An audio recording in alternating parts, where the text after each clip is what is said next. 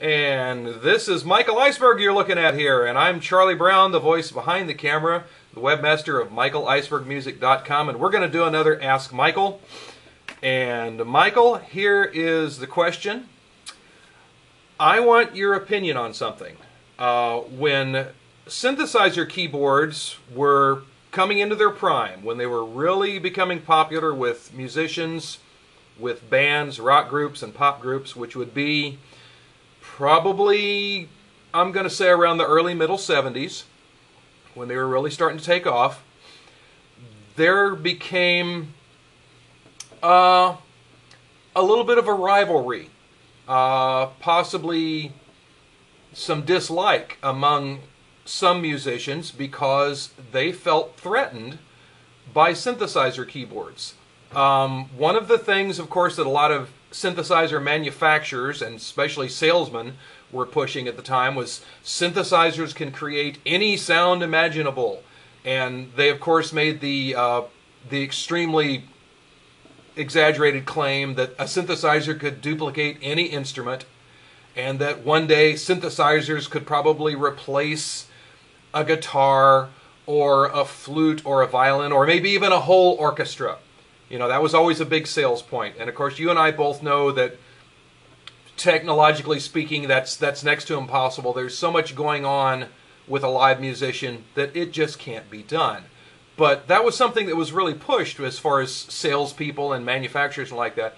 And there's some rivalry came up in a lot of bands, a lot of musicians. Some bands for a while, they would publicly say, we're never going to have a synthesizer in our band. We're never going to use a synthesizer. I can think of a particular one. There was an album called Boston. Yes. The Boston album had on it, printed right in the inside. You're right. No synthesizers were used in this production. That's right. I'm very proud of that. Yes. Yes. Wasn't Boston actually the genius of just one fellow? I'm not sure. I'm not sure. I'm not either, but I have the feeling it was. But I love the album. Yeah. But that line made me laugh so yes. hard. Somebody would be proud of the fact that there was no synthesizer. There were no synthesizers. I would say there were no pianos used. Yeah. So, with that in mind, here's my question for you, sir. I'm sure you were aware of that when that rivalry started popping up. How did that make you feel as a musician? I know you're not just a synthesizer player. Of course, you're an accomplished organist. You're an accomplished pianist. You're blushing again. It's true, Michael. It's true. You're not just a synthesizer player. You're a keyboard player of all sorts of keyboards. But how did that make you feel as a musician? Did you ever feel the need to defend the synthesizers, or did you tend to side with the musicians who didn't like them? How did you take all this when this rivalry started popping up in the 70s?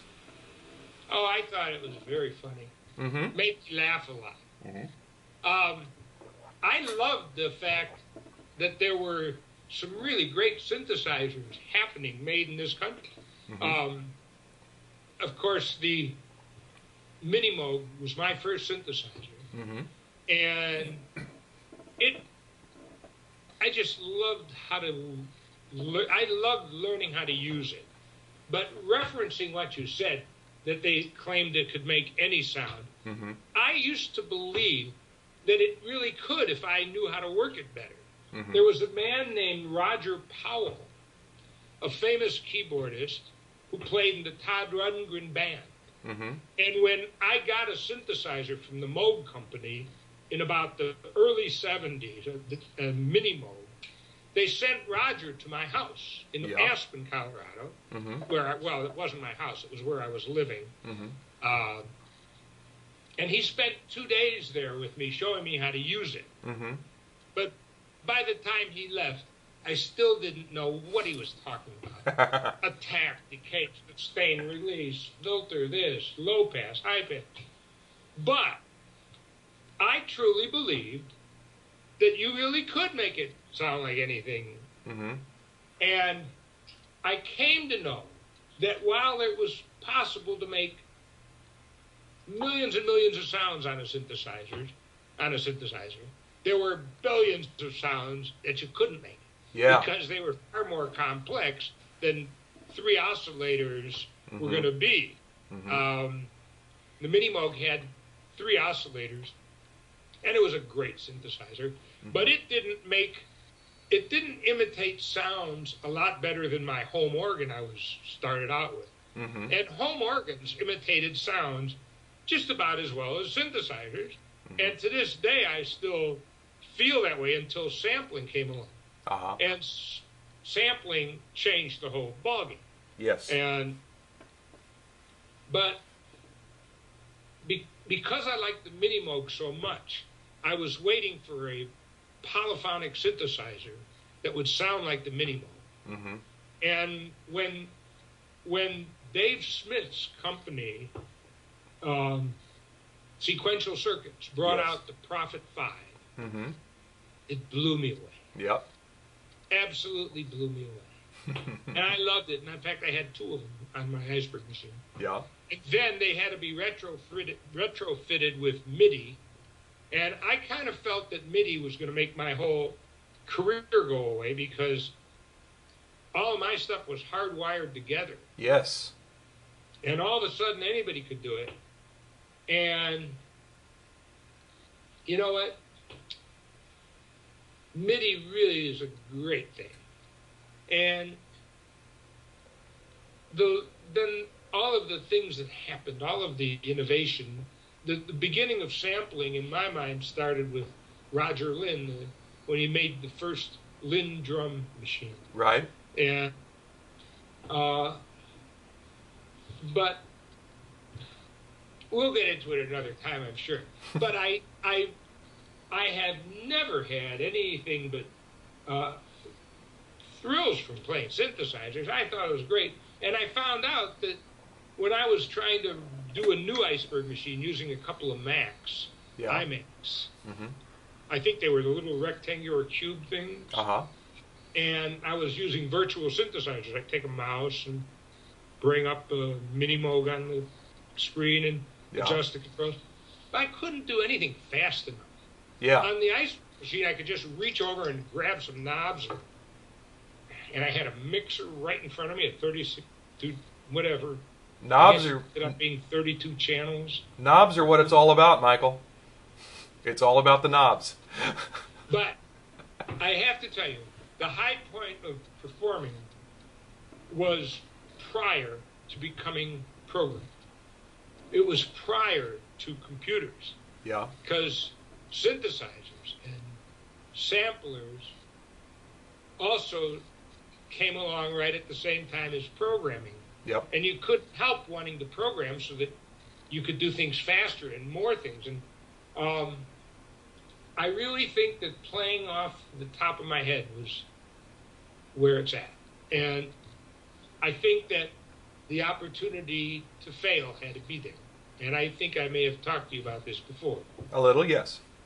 Well, it's like if it's in the can, if you're playing some stuff and it's going to happen whether it's all working or not, you can't have a great performance because the audience somehow senses that it's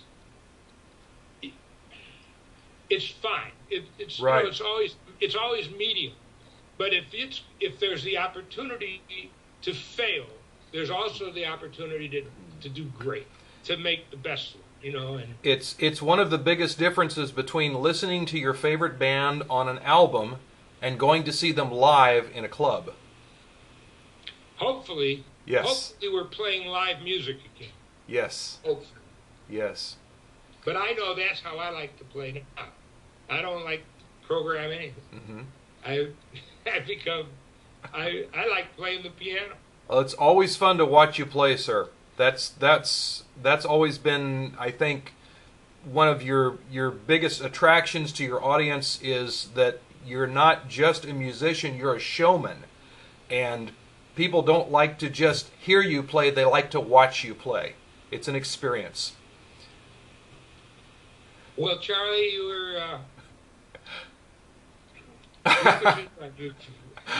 you've given me a whole way to communicate with people I've missed for a long time. And it's so much fun, Michael. Appreciate it. It is so much fun.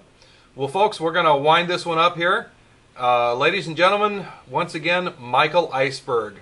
Have a good one, my friend. Thank you, Charlie.